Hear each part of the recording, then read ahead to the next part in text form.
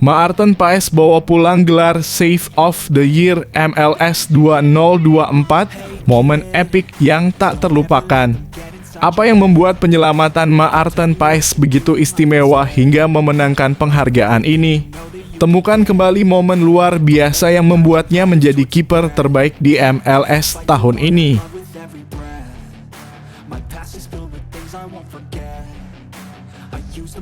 Shin Tae-yong beri pernyataan menggugah hati bikin auto full senyum, timnas Indonesia siap beri yang terbaik melawan Jepang. Pelatih Shin Tae-yong menyampaikan keyakinan yang menginspirasi menjelang laga krusial melawan Jepang. Apa saja yang dikatakannya yang bisa membuat para fans Garuda tersenyum? Simak selengkapnya di sini.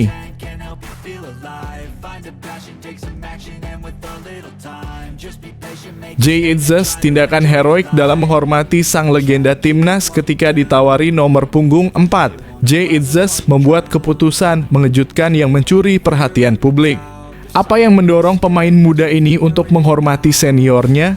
Simak perjalanan emosional dan alasannya di balik tindakan mulia ini.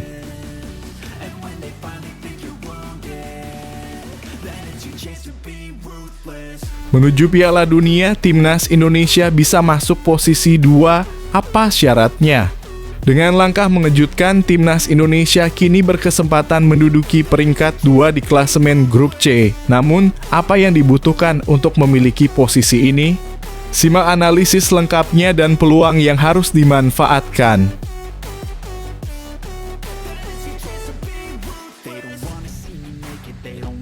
Misteri dibalik tidak diberikannya penghargaan kepada Indonesia oleh AFC. Ada anggapan bahwa AFC sakit hati dengan Indonesia, dan ini menjadi alasan tidak adanya penghargaan. Apa yang mendasari klaim ini? Ikuti perkembangan terbaru dan pendapat para ahli mengenai isu ini.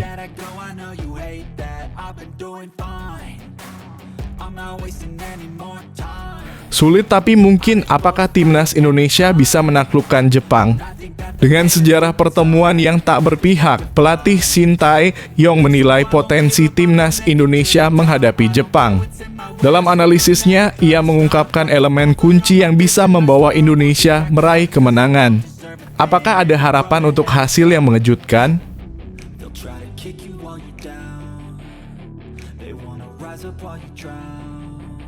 Menggugah semangat timnas U-Strip 20 Indonesia TC di Jepang, siapkah Jens Raven? Apa yang membuat persiapan timnas U20 Indonesia di Jepang begitu spesial?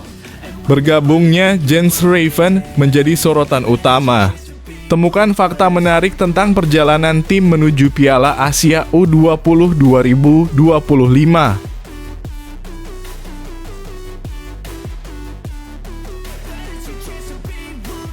FIFA larang 5 pemain ini perkuat timnas Indonesia. Siapa saja mereka? Ketika timnas Indonesia berjuang menuju kemenangan, muncul kabar mengejutkan tentang 5 pemain yang tidak diizinkan tampil. Salah satunya adalah mesin gol dari FC Twente. Temukan alasan di balik larangan ini dan dampaknya pada skuad.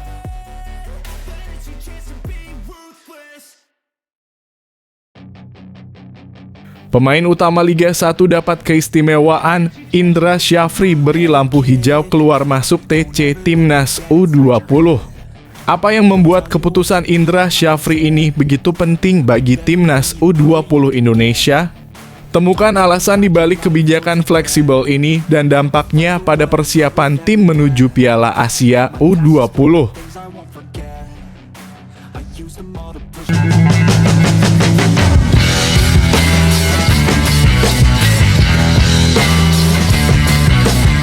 Sebelum kita lanjut ke berita terlengkapnya, alangkah mulianya bagi kalian untuk tekan tombol like, dan yang belum subscribe, tolong subscribe channel ini.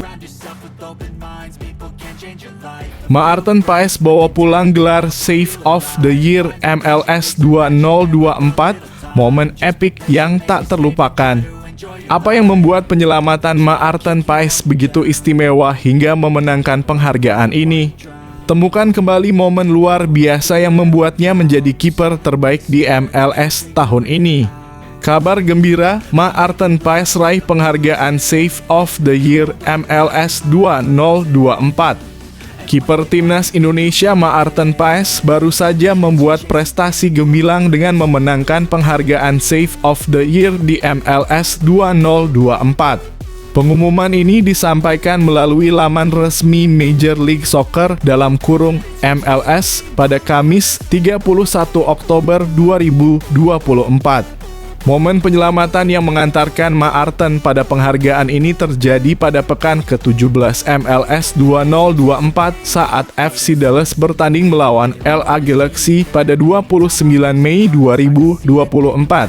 Di menit 32, FC Dallas dihukum penalti dan Maarten harus menghadapi tendangan dari Gabriel Pech, penyerang Brasil.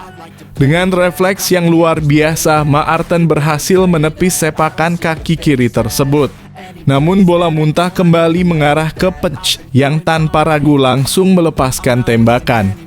Maarten kembali menunjukkan kemampuannya dan berhasil melakukan penyelamatan kedua.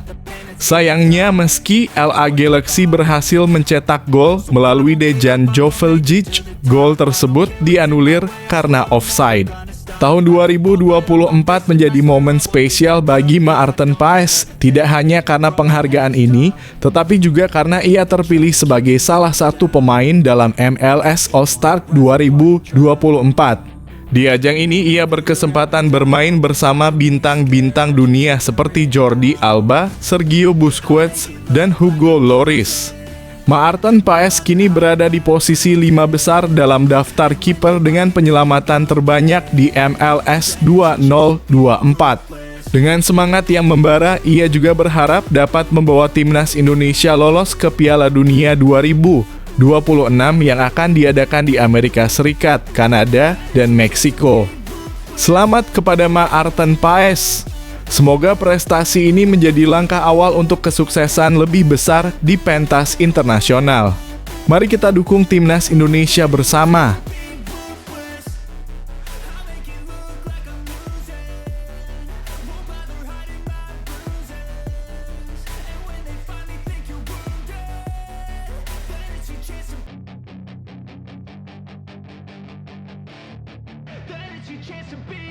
Hey kid, don't ever let them get inside your head. They'll tell you what to do in life instead.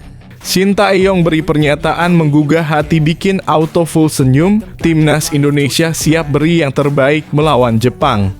Pelatih Shin Tae-yong menyampaikan keyakinan yang menginspirasi menjelang laga krusial melawan Jepang. Apa saja yang dikatakannya yang bisa membuat para fans Garuda tersenyum? Simak selengkapnya di sini. Shin Tae-yong strategi menghadapi Jepang di kualifikasi Piala Dunia 2026. Pelatih tim nasional Indonesia, Shin Tae-yong, mengungkapkan keyakinannya dalam menghadapi tim kuat Jepang di kualifikasi Piala Dunia 2026 zona Asia. Menurutnya, pengalaman yang dimilikinya sebagai mantan pesepak bola profesional memberi wawasan berharga tentang cara menaklukkan tim berjuluk Samurai Biru ini. Jepang memang tim yang sangat sulit untuk ditaklukkan, kata Shin Tae-yong mengakui kekuatan lawan. Namun, ia percaya bahwa pengetahuannya tentang sepak bola Jepang akan menjadi kunci dalam menghadapi mereka. Saya tahu cara menghadapi mereka sejak saya masih aktif bermain, tambahnya. Pertandingan melawan Jepang dijadwalkan berlangsung di Stadion Utama Gelora Bung Karno (SUGBK) pada 15 November 2024 dalam matchday kelima grup C. Secara keseluruhan, Jepang diunggulkan berkat pengalaman mereka di pentas internasional dengan pemain-pemain seperti Kaoru Mitoma yang menjadi ancaman serius. Shin juga mengakui betapa kuatnya tim Jepang, tetapi ia yakin bahwa pengalamannya akan memberikan keuntungan bagi timnas Indonesia. Sebelumnya, Indonesia sempat berhadapan dengan Jepang di babak penyisihan grup Piala Asia 2023, namun harus menelan kekalahan 1-3. Dengan persiapan matang dan strategi yang tepat, kita berharap timnas Indonesia mampu memberikan kejutan dalam laga ini. Mari dukung skuad Garuda dengan semangat. So swear I'm never gonna stop. I could fall flat on my face and I swear I will get back up. Cause I don't deserve a thing and the road ahead is tough. They'll try to kick you while you're down. They wanna rise up while you drown. They wanna fill your head with doubt. They're silently scared that you'll figure it out. I'll make it look like I'm losing. Jay Itzes tindakan heroik dalam menghormati sang legenda timnas ketika ditawari nomor punggung 4. Jay Itzes membuat keputusan mengejutkan yang mencuri perhatian publik. Apa yang mendorong pemain muda ini untuk menghormati seniornya? Simak perjalanan emosional dan alasannya di balik tindakan mulia ini. Kisah inspiratif Jay Itzes, pemimpin yang menjadi teladan di Timnas Indonesia. Penggemar Timnas Indonesia, ada kabar menggembirakan tentang salah satu bintang kita, Jay Itzes.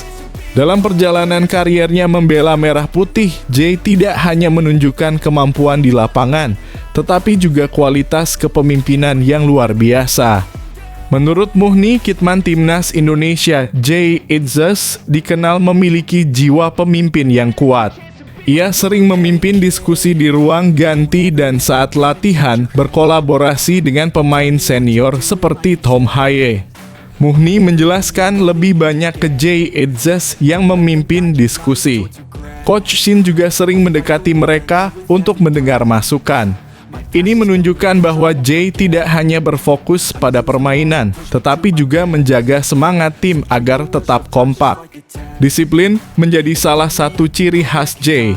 Di tengah ketatnya latihan, ia selalu mematuhi instruksi pelatih, bahkan hingga hal-hal kecil seperti pilihan sepatu yang harus dikenakan saat bertanding. Muhni bercerita pernah Coach Shin marah karena banyak pemain yang tidak membawa sepatu sesuai yang ditentukan. Hanya 3 pemain termasuk Jay yang membawa sepatu sesuai aturan. Ini membuktikan komitmen Jay untuk mendukung tim dan sponsor. Tak hanya disiplin, Jay juga menunjukkan rasa hormat yang tinggi kepada seniornya. Saat debut di laga melawan Vietnam, ia mengenakan nomor punggung 4, yang merupakan nomor yang sama saat ia membela Venezia FC. Namun setelah 2 laga tersebut, ia memilih untuk mengenakan nomor 3 demi menghormati Jordi Amat. Jay menolak mengenakan nomor 4 selama Jordi masih ada di tim, tambah Muhni. Tindakan ini menunjukkan integritas dan rasa hormat yang tinggi. Kisah Jay Itzes bukan hanya tentang prestasi, tetapi juga tentang bagaimana seorang pemain muda bisa menjadi teladan dalam hal kepemimpinan dan disiplin. Dengan semangat ini, kita semakin optimis akan masa depan Timnas Indonesia. Mari dukung terus perjuangan mereka di kancah internasional. Semoga kesuksesan menyertai langkah Timnas Indonesia ke depannya. You better pray that I don't see your face at any place that I go. I know you hate that. I've been doing fine. I'm not wasting any more time.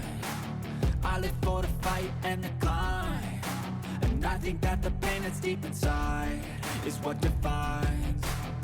So I won't give up, I'm gonna make it to the top. I don't care what's in my way, I swear I'm never gonna stop. I could fall flat on my face and I swear I will get back up. Cause I don't deserve a thing. Menuju Piala Dunia, Timnas Indonesia bisa masuk posisi 2. Apa syaratnya?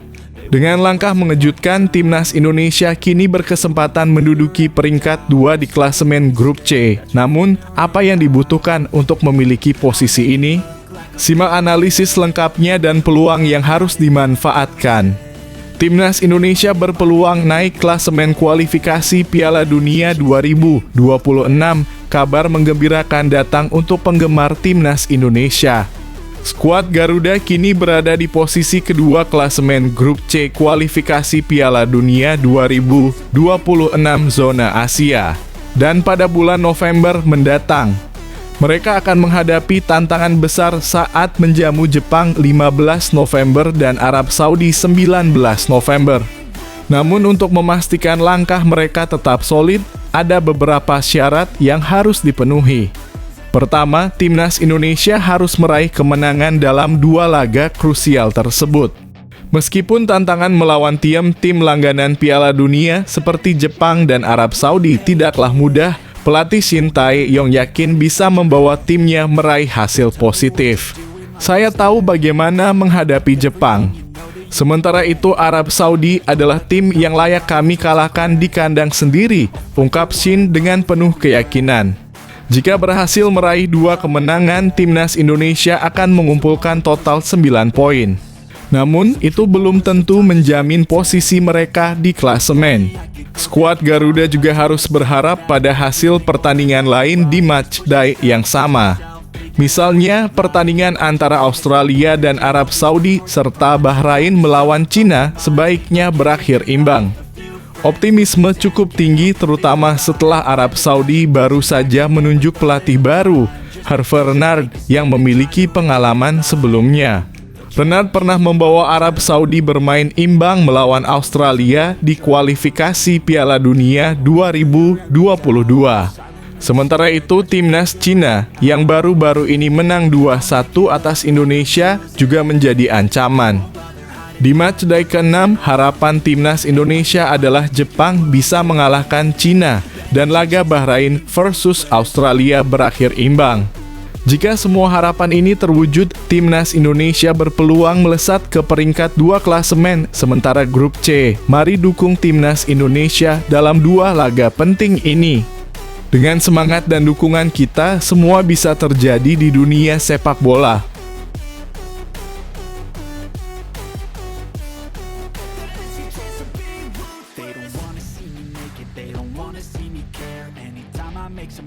I can see that they compare. I think everyone's against me. Maybe something in the air. Am I paranoid? I swear a void is forming and they're scared. I walk a straight path. Not many can say that. I like to play fast. Cross me and there's payback. You better pray that I don't see your face at. Misteri dibalik tidak diberikannya penghargaan kepada Indonesia oleh AFC. Ada anggapan bahwa AFC sakit hati dengan Indonesia, dan ini menjadi alasan tidak adanya penghargaan. Apa yang mendasari klaim ini? Ikuti perkembangan terbaru dan pendapat para ahli mengenai isu ini. AFC tidak beri penghargaan kepada Indonesia, apakah ada hubungan dengan kontroversi? Pada malam penganugerahan AFC Annual Awards 2023 yang digelar di Seoul, Korea Selatan pada 29 Oktober 2024, Indonesia tidak mendapatkan penghargaan, menimbulkan spekulasi di kalangan penggemar sepak bola.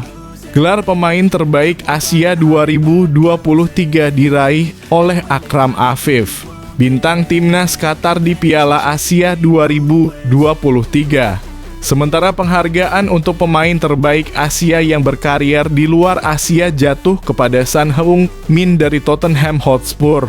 AFC juga memberikan penghargaan kepada Federasi Sepak Bola Thailand (FAT) sebagai member AFC of the Year dan medali perunggu untuk Vietnam dalam kategori Grassroots Program. Namun PSSI dan Indonesia sama sekali tidak mendapatkan penghargaan, menimbulkan pertanyaan tentang alasan dibalik keputusan ini. Kekalahan PSSI dalam meraih penghargaan mungkin terkait dengan reaksi netizen Indonesia setelah pertandingan Bahrain melawan timnas Indonesia pada 10 Oktober 2024. Banyak netizen menyebut AFC sebagai AFC Mafia karena mereka merasa keputusan wasit Ahmed Al-Kaf merugikan timnas. Laga tersebut berakhir imbang 2-2 dengan Bahrain mencetak gol penyama di menit 90 tambah 9 yang membuat para pendukung kecewa. Kondisi ini mendorong harapan agar AFC dapat memperbaiki diri dan menjadi konfederasi sepak bola terbaik di Asia.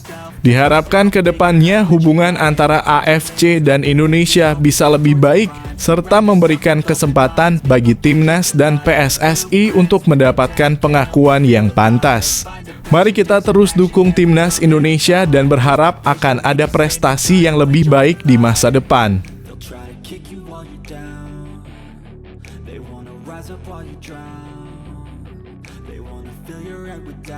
Silently scared that you'll figure it out. I'll make it look like I'm losing. Won't bother hiding my bruises.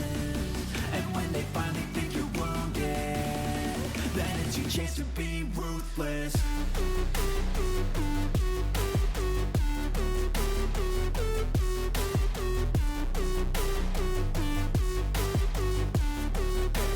Sulit tapi mungkin, apakah timnas Indonesia bisa menaklukkan Jepang?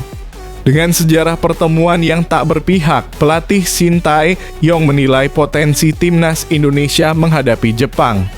Dalam analisisnya, ia mengungkapkan elemen kunci yang bisa membawa Indonesia meraih kemenangan. Apakah ada harapan untuk hasil yang mengejutkan? Jelang pertemuan lawan Jepang dalam lanjutan babak ketiga kualifikasi Piala Dunia 2026, Shin Tae-yong mengaku percaya diri timnas Indonesia bisa meraih hasil maksimal. Laga timnas Indonesia versus Jepang sendiri bakal digelar di Stadion Utama Gelora Bung Karno, Jakarta. Pertandingan tersebut digelar pada 15 November 2024. Shin Tae-yong tak menampik kualitas Jepang sebagai tim terbaik di Asia. Jepang dinilai jadi tim yang tidak mudah untuk ditaklukkan. Meski begitu, dirinya bakal fokus penuh menyiapkan taktik terbaik untuk skuad Garuda. Jepang adalah tim kuat, ujar Shin Tae-yong dilansir bolasport.com dari Nate. Jadi kami berencana membangun tim dengan fokus pada taktik, ujarnya. Dirinya pun tetap optimistis dengan peluang timnas Indonesia meraih hasil maksimal. Shin Tae-yong mengaku bahwa apapun bisa terjadi di lapangan saat lawan Jepang. Tapi tetap saja, bukankah saya punya pengalaman melawan Jepang? Ujar Shin Tae-yong sambil tertawa. Bukankah bola itu bundar? Ujarnya. Seperti yang diketahui, Shin Tae-yong memang pernah menghadapi Jepang di level tim nasional sebagai pelatih. Pelatih 54 tahun sudah 2 kali menghadapi Jepang sepanjang kariernya. Total, Shin Tae-yong mengantongi 1 kemenangan dan 1 kekalahan. Kemenangan diraih saat Shin Tae-yong masih jadi juru taktik Korea Selatan. Momen tersebut terjadi pada 16 Desember 2017. Sementara kesempatan kedua terjadi saat timnas Indonesia menantang Jepang pada 24 Januari 2024. Saat itu skuad Garuda kalah 1-3 dari Samurai Biru. Sementara itu, timnas Indonesia juga akan menantang satu raksasa lainnya pada November 2024. Skuad asuhan Shin Tae-yong bakal menantang Arab Saudi pada 19 November 2024. Sebelumnya, timnas Indonesia sukses menahan imbang Arab Saudi dengan skor 1-1 saat main di Jeddah. Kini tim berjuluk Kelang Hijau datang dengan wajah berbeda saat bertandang ke markas timnas Indonesia di Jakarta. Arab Saudi kini diasuh oleh juru taktik asal Prancis, Hervé Renard, yang ditunjuk untuk menggantikan Roberto Mancini. Try to kick you while you're down. They wanna rise up while you drown. They wanna fill your head with doubt. They're silently scared that you'll figure it out. I'll make it look like I'm losing. Won't bother hiding my bruises. And when they finally think you're wounded, then it's your chance to be ruthless. Menggugah semangat timnas U-Strip 20 Indonesia TC di Jepang, siapkah Jens Raven? Apa yang membuat persiapan timnas U20 Indonesia di Jepang begitu spesial? Bergabungnya Jens Raven menjadi sorotan utama. Temukan fakta menarik tentang perjalanan tim menuju Piala Asia U20 2025. Berita bahagia untuk penggemar timnas Indonesia. Pelatih timnas U20 Indonesia, Indra Syafri, telah membeberkan rencana menarik untuk menyambut Piala Asia U20 2025. Kabar gembira datang bulan lalu ketika timnas U20 memastikan diri berpartisipasi setelah tampil gemilang sebagai juara grup F dalam kualifikasi Piala Asia U20. Dalam kompetisi tersebut, Indonesia berhasil mengungguli Yemen, Timor Leste, dan Maladewa, meraih 2 kemenangan dan 1 hasil imbang.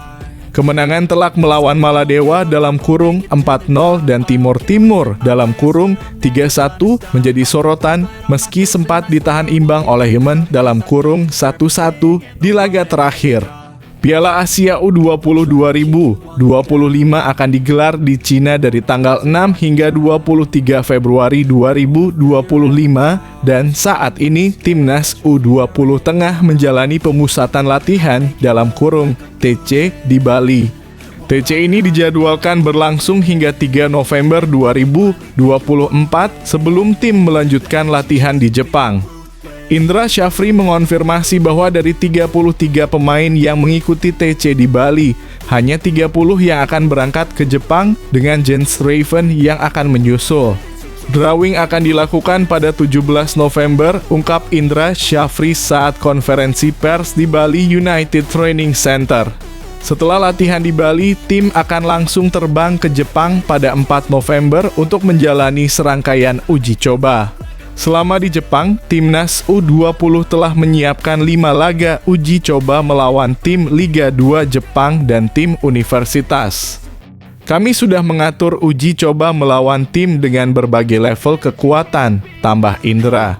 Dengan persiapan yang matang dan semangat yang tinggi, Timnas U20 Indonesia siap menghadapi tantangan di Piala Asia U20 2025. Mari kita dukung dan doakan agar para pemain memberikan yang terbaik dan mengharumkan nama bangsa di pentas internasional.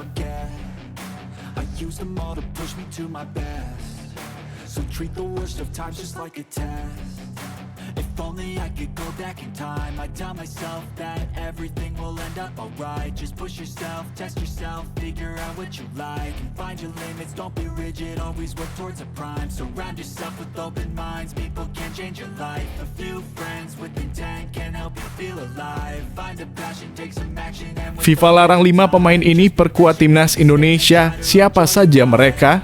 Ketika Timnas Indonesia berjuang menuju kemenangan, muncul kabar mengejutkan tentang 5 pemain yang tidak diizinkan tampil. Salah satunya adalah mesin gol dari FC Twente. Temukan alasan di balik larangan ini dan dampaknya pada skuad.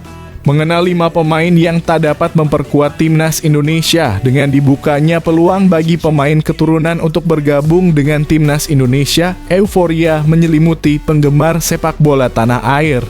Banyak yang berperan sebagai talent scouting dadakan mencari pemain yang memiliki darah Indonesia. Namun tidak semua pemain yang diharapkan bisa bergabung memenuhi syarat. Berikut adalah 5 pemain yang tidak diizinkan FIFA untuk memperkuat Timnas Indonesia. 5. Joel Pirro dalam kurung Leeds United. Nama Pirro memicu spekulasi bahwa penyerang Leeds United ini memiliki darah Indonesia. Namun setelah ditelusuri, ternyata Joel Pirro tidak memiliki keturunan Indonesia meskipun telah mencetak 4 gol di Liga 2 Inggris musim ini. 4. Daan Ruts dalam kurung FC Twente. Daan Ruts yang dikenal dengan gaya permainan mirip Arjen Robben juga disebut-sebut memiliki darah Indonesia. Namun saat ditanya, Daan menegaskan bahwa dia tidak memiliki keturunan Indonesia sama sekali. 3. Rian Flamingo dalam kurung PSV Eindhoven. Rian Flamingo yang baru saja membantu PSV Eindhoven meraih 10 kemenangan beruntun menunjukkan ketertarikan untuk membela Timnas Indonesia. Namun sayangnya dia tidak bisa dinaturalisasi karena darah Indonesia yang dimilikinya berasal dari sang buyut. Menurut regulasi, pemain harus memiliki keturunan Indonesia dari kakek atau neneknya. 2. Maurits Mohinoke dalam kurung Top Os. Maurits Mohinoke sempat memperkuat Timnas Indonesia U-Strip 20 di Toulon Cup 2024. Meski performanya mengesankan saat dokumen diperiksa, PSSI tidak dapat memproses naturalisasinya karena darah Indonesia yang dimiliki berasal dari buyut. 1. Sam Stuygen dalam kurung FC Twente. Sam Stuygen menjadi perhatian banyak netizen Indonesia berkat performanya yang gemilang bersama FC Twente dengan 8 gol dan 2 assist dalam 10 pertandingan. Namun kabar yang disampaikan oleh Yusa Nugraha menyatakan bahwa semurni berdarah Belanda tanpa keturunan Indonesia. Kendati harapan untuk melihat pemain keturunan bergabung dalam timnas Indonesia masih ada, penting untuk memahami syarat-syarat yang ditetapkan oleh FIFA. Mari terus dukung timnas kita dan berharap akan ada peluang lebih besar di masa depan. I'll fight for what I love with every breath. My past is filled with things I won't forget. I used them all to push me to my best. So treat the worst of times just like a test.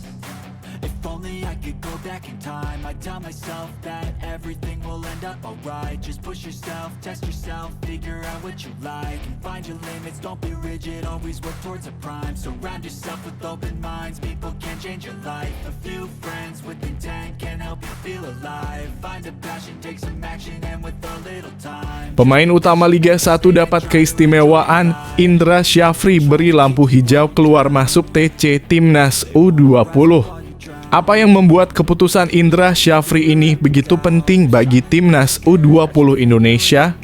Temukan alasan di balik kebijakan fleksibel ini dan dampaknya pada persiapan tim menuju Piala Asia U20. Berita gembira untuk penggemar Timnas Indonesia. Pelatih Timnas U20 Indonesia, Indra Syafri, memberikan perhatian khusus kepada pemain utama di Liga 1, memperbolehkan mereka untuk bebas keluar masuk selama pemusatan latihan dalam kurung TC. Timnas U20 Indonesia bersiap menghadapi Piala Asia U20 2025 dengan melakukan TC jangka panjang. Fase pertama TC berlangsung di Bali dari 27 Oktober hingga 3 November sebelum dilanjutkan ke Jepang dari 4 hingga 23 November 2024. Setelah itu, tim akan kembali ke Bali hingga libur Natal pada 25 Desember. Piala Asia U20 2025 sendiri akan dihelat pada 6 hingga 23 Februari 2025.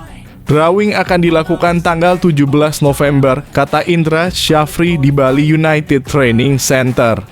Indra menegaskan bahwa dari 33 pemain yang dipanggil, hanya 30 yang akan berangkat ke Jepang. Dia juga menyebutkan bahwa 7 pemain dari Liga 1 yang menjadi pilihan utama akan mendapatkan keistimewaan dalam TC ini. Pemain-pemain tersebut antara lain Kadek Arel Bali United, Donitri Pamungkas Persija, Sultan Zaki PSM Makassar, Arkan Kakak Persis Solo, Rizky Afrisal Madura United, Mesa Al Hamzah PSBS Biak, dan Alvarezi Buffon Borneo FC. Indra menambahkan meski ada beberapa pemain Liga 1 lainnya, hanya yang berstatus pilihan utama yang mendapatkan dispensasi.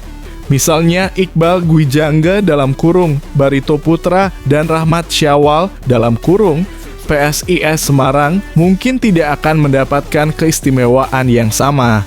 Kita mulai TC 1 minggu di Bali dan berkomunikasi dengan baik dengan pelatih klub, jelas Indra.